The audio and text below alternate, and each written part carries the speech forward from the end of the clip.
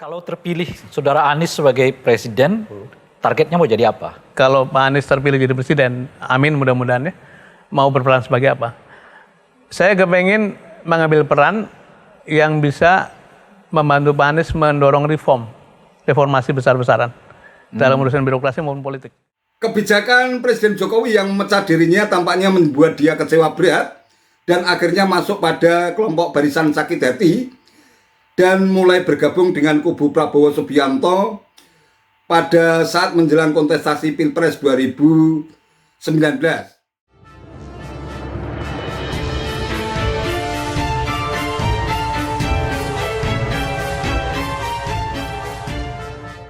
Assalamualaikum warahmatullahi wabarakatuh. Salam sejahtera untuk kita semua, salam budaya. Sahabat-sahabat tercinta sebangsa dan setanah air yang sangat saya hormati, kali ini saya tertarik untuk membicarakan sosok seorang Sudirman Said, juru bicara bakal capres Anies Baswedan, yang konon kabarnya sekaligus juga menjadi koordinator Badan Pekerja Tim Anies Baswedan Caimin atau yang sering disingkat dengan Baja Amin dalam kontestasi Pilpres 2024. Tampaknya ia tidak bisa menyembunyikan hasratnya untuk bisa menjadi seorang menteri untuk memperkuat barisan kabinet yang nanti akan diusung oleh pasangan Amin, Anies Baswedan Caimin, apabila dipercaya dan mendapatkan mandat dari rakyat sebagai Presiden dan Wakil Presiden Republik Indonesia mulai tahun 2024 nanti. Nah, hal itu terungkap dalam sebuah acara yang ditayangkan di stasiun televisi milik Surya Paloh, Ketua Partai Nasdem. Yang pasti dalam acara tersebut ada keterlibatan pengamat politik seperti Ray Rangkuti, ada juga Effendi Ghazali, dan beberapa entertain lain yang tampaknya juga tertarik untuk menyoroti bagaimana keinginan dan hasrat seorang Sudirman Said setelah menjadi juru bicara sekaligus menjadi koordinator Baja Amin. Di dalam obrolan tersebut terungkap bahwa memang Sudirman Said kepengen menjadi seorang menteri yang menurut guyonan dari Ray Rangkuti itu sebaiknya menjadi menteri dalam negeri dan juga menjadi menteri reformasi dan birokrasi. Tapi tampaknya hal itu justru digoda lagi dan disanggah oleh Effendi Ghazali, dan ia justru menawarkan sebagai Menko atau Menteri Koordinator bidang kemaritiman dan investasi yang dinilai memiliki kekuasaan yang jauh lebih besar sebagaimana yang sekarang diemban oleh Luhut Binsar Panjaitan.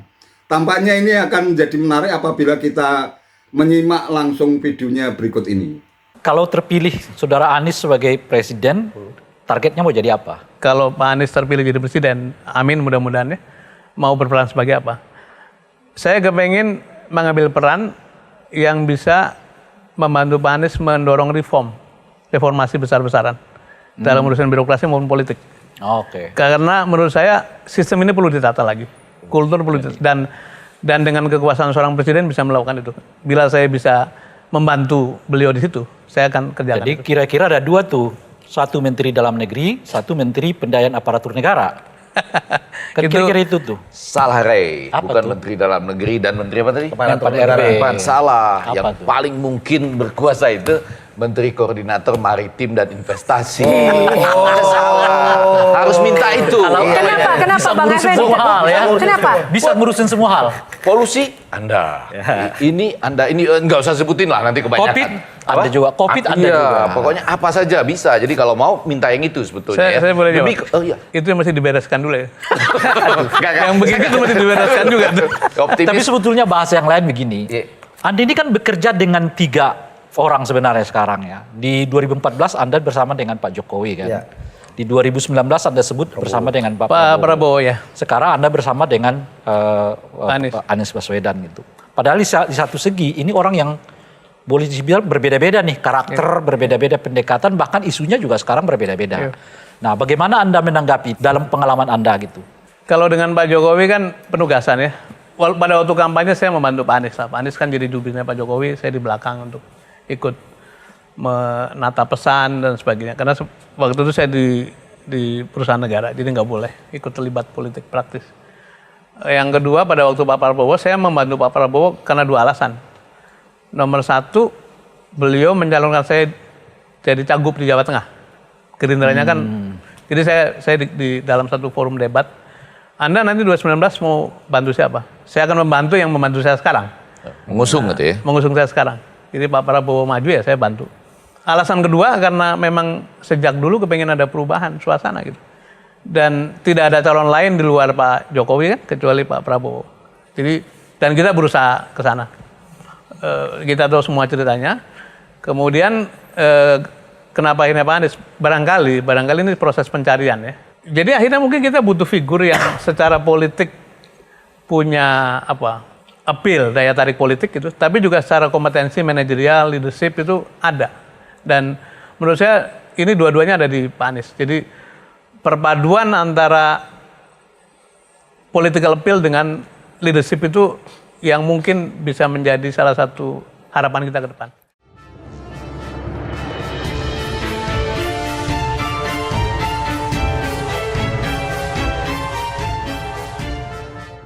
Sahabat-sahabat cerita bangsa dan setanah air yang sangat saya hormati, bermimpi itu memang menjadi hak untuk setiap orang, bebas dan merdeka saja. Namun dalam dunia politik, seseorang yang tidak bisa menyembunyikan hasrat kekuasaannya, yang sudah kebelit kepengen jadi pejabat, menjadi pembantu presiden, tampaknya dipertanyakan banyak orang integritasnya. Dan Sudirman Said sendiri kita kenal sebagai sosok politisi yang selalu gagal dan gagal. Ia pernah dipecat sebagai Menteri SDM ketika pada awal-awal periode kepemimpinan Presiden Jokowi, hanya 9 bulan, ia dipercaya untuk menjadi Menteri SDM untuk mengurus masalah Freeport. Mulai bulan Oktober 2014 dan ia dipecat pada bulan Juli tahun 2016. Kebijakan Presiden Jokowi untuk memecat Sudirman Said, banyak pengamat politik yang mengatakan bahwa hal itu merupakan langkah yang sangat tepat karena memang saat itu Sudirman Said dinilai tidak bisa mengurus masalah Freeport. Seandainya Sudirman Said tidak dipecat sebagai Menteri SDM, bisa jadi saham sebesar 51% yang akhirnya dimiliki Indonesia tidak bisa terwujud. Karena saat itu Sudirman Said katanya sudah berusaha maksimal untuk bisa merebut saham Freeport itu hanya sekitar 20,64% saham. Ini merupakan sebuah sikap sekaligus juga langkah-langkah lobby-lobby politik yang dilakukan dengan PT Freeport yang sama sekali tidak dikendaki oleh Presiden Jokowi. Kalau pada akhirnya Sudirman Said tidak dipercaya lagi oleh Presiden Jokowi untuk mengurus Freeport dan akhirnya digantikan oleh Ignaz Jonan, itu barangkali sudah menjadi bagian dari dinamika dan takdir hidupnya. Kebijakan Presiden Jokowi yang memecah dirinya tampaknya membuat dia kecewa berat dan akhirnya masuk pada kelompok barisan sakit hati dan mulai bergabung dengan kubu Prabowo Subianto pada saat menjelang kontestasi Pilpres 2019. Nah, sebelumnya pada tahun 2018 ia juga mencoba untuk mencari keberuntungan nasib dengan mendaftarkan diri sebagai calon gubernur dalam Pilkada DKI Jawa Tengah pada tahun 2018 yang berhadapan dengan Ganjar Pranowo. Namun lagi-lagi gagal. Ia berhasil dipecundangi oleh Ganjar Pranowo. Apalagi sehari menjelang pelaksanaan Pilkada tahun 2018 di Jawa Tengah, ia pernah membuat kegaduhan politik bahwa menurut ceritanya tim suksesnya ini pernah ditodong dengan menggunakan senjata di jalan tol dengan membawa jumlah uang yang katanya akan digunakan untuk uang logistik. Namun ternyata kabar yang dihembuskan oleh Sudirman Said ini tampaknya hanya merupakan kabar bohong dan hoax.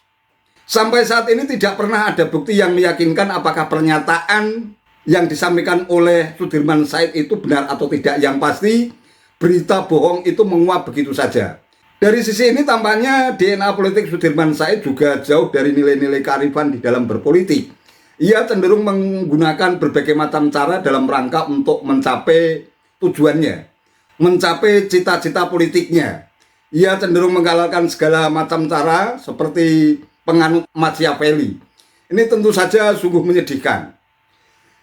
Nah, gagal menjadi gubernur Jawa Tengah, akhirnya Sudirman Said resmi bergabung menjadi tim pemenangan Prabowo karena dianggap sudah memiliki jasa yang sangat besar buat dirinya meskipun gagal menjadi gubernur Jawa Tengah, tetapi paling tidak Gerindra punya peran besar untuk mengusung dirinya menjadi kandidat gubernur Jawa Tengah pada tahun 2018. Yang menarik dari Pilpres 2019, Sudirman Said pada saat itu juga di PHP oleh Prabowo Subianto kalau dia juga akan dijadikan sebagai salah satu menteri untuk memperkuat barisan kabinet Prabowo Subianto. Padahal pada saat itu KPU belum resmi mengumumkan siapa yang menjadi pemenang Pilpres 2019. Tapi tampaknya Prabowo Subianto sudah melakukan sujud syukur hingga akhirnya memberikan janji-janji kepada para pendukungnya, khususnya tim sukses yang pernah berjasa untuk membantu dirinya dalam kontestasi Pilpres 2019. Namun toh akhirnya apa yang dilakukan oleh Prabowo Subianto termasuk janji-janji politiknya kepada tim suksesnya ternyata hanya bullshit belaka.